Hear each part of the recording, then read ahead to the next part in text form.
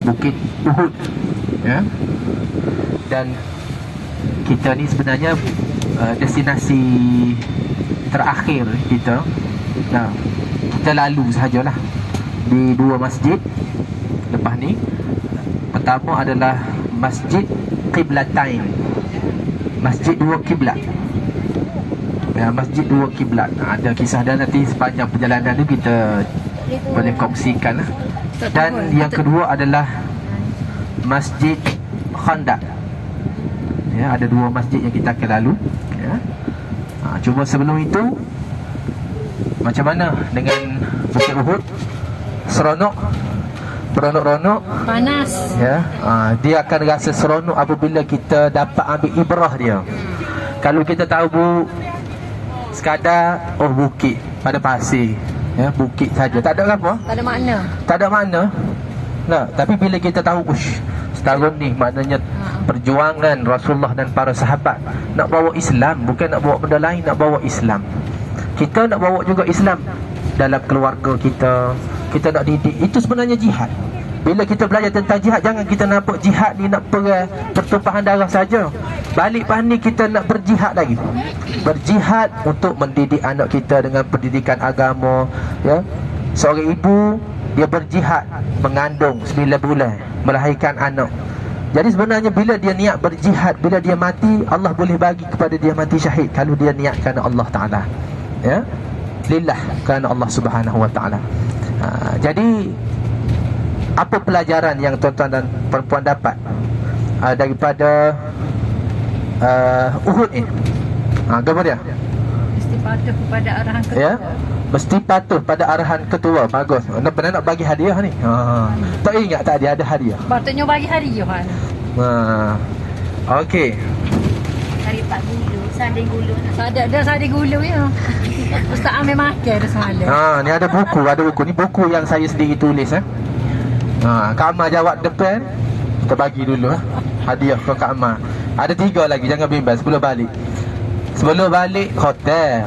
Nak pergi Mekah kan, ada banyak lagi insya-Allah. Sebelum saya jawab, kena orang lain jawab. Bagi dulu. Kak Amar ni ada buku saya tulis buku ni, buku yang saya tulis sendiri, Tadabbur by Surah. Jadi untuk kita nak faham mesej tersirat di sebalik tersurat daripada setiap surah, saya ada tulis surah-surah. Ada banyak lagi tak sempat tulis lagi. Jadi ada dah ni, sini ada start ni surah Al-Fatihah, surah Yunus, surah At-Taubah. Sebenarnya ada kaitan, ya, dengan surah At-Taubah. Daripada Uhud tadi ada kaitan juga, ya. Jadi Kak Amar kita bagi hadiah. Nak hok mana? Surah Al-Fatihah. Surah Al-Fatihah. Ya. Okey. Terima kasih. Kita bagi hadiah insya-Allah. Nanti kita tanya lagi soalan ke berapa kalau ada. Okey, siapa dia yang boleh hadiah lagi, ya? Kalau dia boleh dapat pelajaran daripada Uhud tadilah. Apa dia? Jangan tercebok mana. Ya, pengorbanan. Siapa dia sebut? Alhamdulillah. Okey, bagi hadiah. Taklah set kita ni. Okey, baik. Ada 2 ni kita simpan dulu. Nanti kita ada banyak lagi, ya. Tak ada soalan. Baik, saya penuh dengan buku bawa nak bagi hadiah ni. Alhamdulillah, ya. Betul naik bas ni, Alhamdulillah. Saya pada kita ni. Ya. Alhamdulillah. Okey, baik.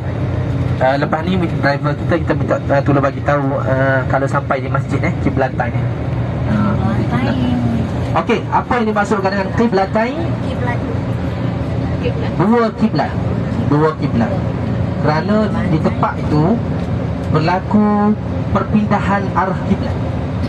Ya, Rasulullah daripada menghadap ke arah Baitul Maqdis berpindah kepada Masjidil Haram.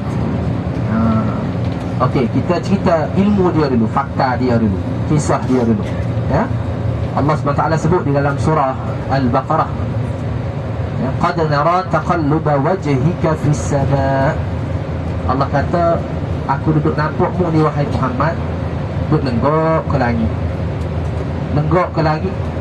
Apa duduk lenggok ke langit? Duduk lenggok. Sebabnya waktu di Madinah dulu, kiblat kita menghadap ke mana? Masjidil Aqsa di Palestin. Jadi kelompok ahli kitab Yahudi di Madinah dulu dia jadikan bahan ejekan lah.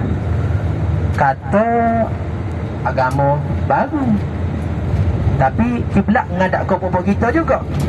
Kerana Bani Israel dulu, Nabi-Nabi terdahulu sebelum daripada Rasulullah sallallahu alaihi wasallam, Nabi Isa, Nabi Musa, Bani Israel dulu semuanya maknanya menghadap ke Baitul Maqdis. Jadi puak ni duduk mengejek lah. Jadi Rasulullah ni, hati dia ni memang sudah maknanya naknya menghadap ke arah Mekah. Ya. Jadi samalah macam kita dah nak pergi umrah, tiba-tiba dapat berita PKP. Lenggak lagi kita ke mana dah. Mungkin sahabat kita 2-3 orang tak boleh pergi tu. Ya. Banyak pelajaran yang dia boleh dapat daripada situ, hikmah yang besar. Maknanya Allah Subhanahu Wa Taala ni faham kedok perasaan kita. Faham. Jadi bila kita baca ayat Al-Quran, tuan-tuan dan puan-puan, jangan kita rasa ayat tu hanya ditujukan kepada Rasulullah, tuju pada Yahudi, tuju pada orang lain saja. Tidak, tetapi setiap ayat tu tuju pada kita. Bila kita baca ayat qad nara taqalluba wajhika fis sama, Allah bagi tahu kepada Rasulullah, aku duduk tengokmu duduk nengung kau lagi. Sama macam kita duduk nengung dalam masalah. Kadang-kadang kita diuji dengan masalah, kau Allah Ta'ala ni tak sayang kat aku Mari berasa lagu tu, betul tak? Jadi Allah kata ma wadda'aka rabbuka wa ma qala. Tuhan kamu tidak meninggalkan kamu. Ya. Ya. Jadi fawalli wajhaka syatral masjidil haram. Maka mulai hari ini berpalinglah ke arah Masjidil Haram.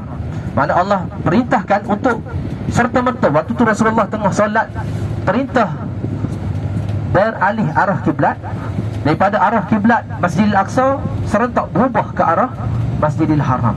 Ya, jadi para sahabat nampak keadaan itu. Jangan jadi macam Syiah dua kiblat serentak dia buat.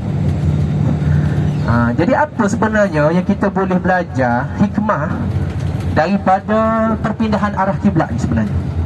Kenapa kita menghadap Baitul Maqdis dulu? Kenapa tidak terus menghadap Kaabah tu? Kenapa? Pertama sekalinya adalah untuk membuktikan, menunjukkan bahawa apa yang dibawa oleh baginda Nabi sallallahu alaihi wasallam, ajaran Islam itu adalah ajaran daripada nabi-nabi di sana ni ada, kita boleh nampak masjid Qiblatain. Pada kita akan lalu jam sikit jalan dia. Ya. Jadi sementara sapa tu kita cuba ambil ibrah dia dulu. Dia dua kiblat Okey. Kenapa tadi? Kenapa kita menghadap Masjidil Aqsa? Kerana itu adalah simbolik kepada ajaran yang dibawa oleh nabi-nabi terdahulu. Adalah ajaran yang dibawa oleh Nabi Muhammad sallallahu alaihi wasallam adalah ajaran nabi-nabi yang terdahulu. Kenapa penting kita nak sambung ajaran nabi-nabi terdahulu? Ya. Kenapa? Kerana kita ni adalah penyata untuk sambung siapa kita matilah. Ya. Dan bapa kena berpindah ke arah Masjidil Haram, itu sebenarnya memberi isyarat bahawa Allah Ta'ala lucutkan jawatan Bani Israel sebagai khalifah, pemimpin. Dan ni tak layak dah memimpin. Sekarang ni Allah pilih, Allah lantik pemimpin baru untuk memimpin dunia, iaitu Bani Ismail. Dan kita bila kita ikut ajaran Rasulullah sallallahu alaihi wasallam, maka kita sebenarnya dijanjikan oleh Allah Ta'ala akan memimpin dunia. Sebab itu buktinya Islam pernah berdaulat, memimpin sehingga 2/3 dunia. Betul tak? Jadi apa yang kita boleh belajar juga daripada situ? Allah SWT ni dia boleh cabut kepimpinan kita bila-bila masa. Jangan kita bangga hari ni kita jadi manager bank. Jangan kita bangga hari ni kita jadi khatib Perdana Menteri sekali mana pun. Ataupun kadang-kadang dalam rumah tangga, suami ni dia nak isteri dia ni taat je kepada dia, tanpa panggil apa? Tanpa bantahan apa-apa lah. Tanpa tolak ansur. Tanpa tolak ansur apa-apa. Sebenarnya itu yang kita kena belajar daripada perpindahan arah kiblat tadi, kepimpinan ni tadi. Ya, apabila kita gagal menunaikan amanah Allah SWT, maka Allah Ta'ala boleh cabut kepimpinan, itu yang menyebabkan cerai-berai suami isteri, rumah tangga. Ya, itulah puncanya. Ya.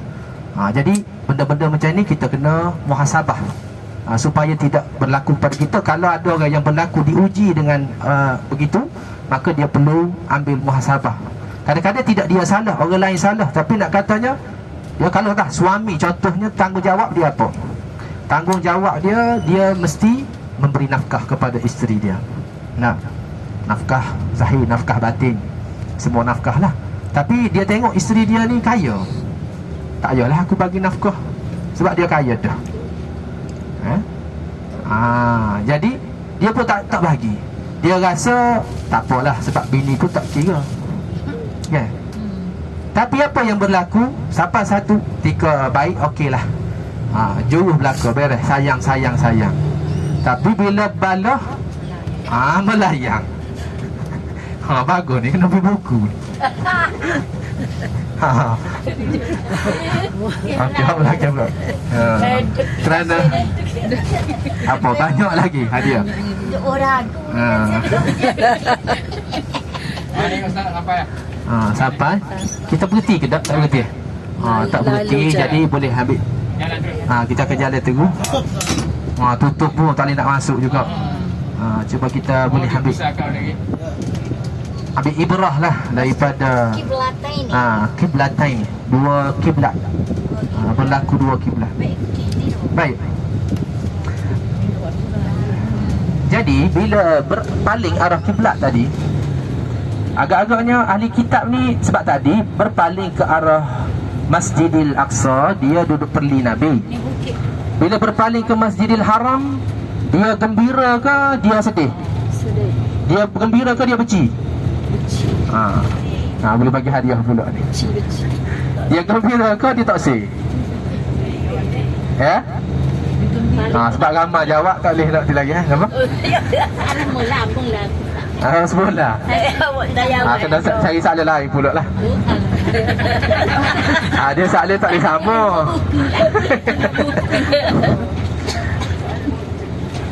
Dia marah juga. Sebab tu Allah golongkan dia ni kategori orang yang Allah kata orang yang bodoh.